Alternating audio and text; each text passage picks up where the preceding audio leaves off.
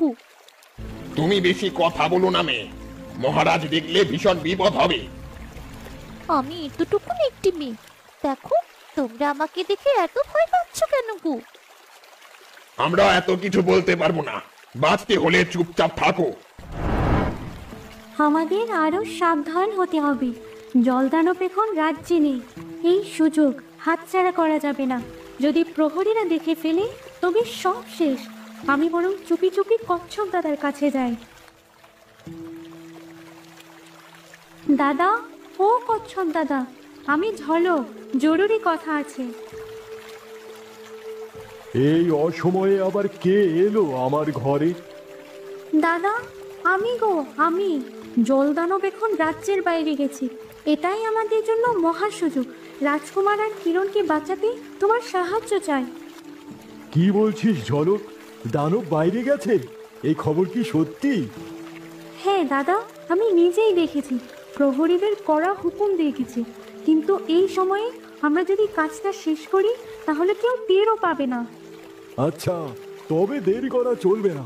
আমাকে তাড়াতাড়ি কিরণের কাছে নিয়ে চল। এসো দাদা, এদিক দিয়ে চলো। সুড়ঙ্গ পথে গেলে প্রহরীদের চোখে পড়তে হবে না।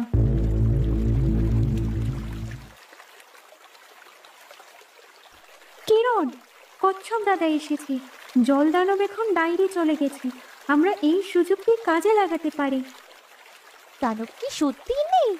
আমরা কি এখন কিছু করতে পারি ঝলক? হ্যাঁ কিরণ, এই দানব রাজ্যে নেই বলেই আমাদের কাজ আরো সহজ। এবার আমরা ওই জলবিন্দুকে মুক্ত করার এবং সব পরিকল্পনা সম্পূর্ণ করার সুযোগ পেয়েছি। আমি আসার সময় প্রহরীদের ঘুম পাড়িয়ে এসেছি। তুমি পুরোপুরি নিশ্চিন্ত থাকতে পারো। দাদা, আমরা কি এখন আমাদের কাজ শুরু করতে পারি? অবশ্যই, কিন্তু ওই সাবধান হতে হবে। কিরণ, তুমি শান্ত থাকো এবং ওই জলবিন্দুকে নির্দেশ অনুসরণ করতে বলো। ঝলক আমার সঙ্গেই যাবে। ঠিক আছে, এবার আর কোনো ভুল হবে না। এরপর আমরা আরো শক্তি সঞ্চয় করে এই শয়তানকে মারবো। কি মজা!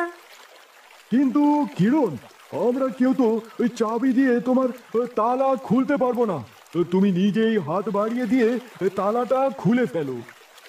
ঠিক আছে কচ্ছপ, আমি সেটাই করছি। আহ, আমার বন্ধু জলদানব, ও অবশেষে তুমি এলে। কেমন চলছে তোমার রাজ্য? ওই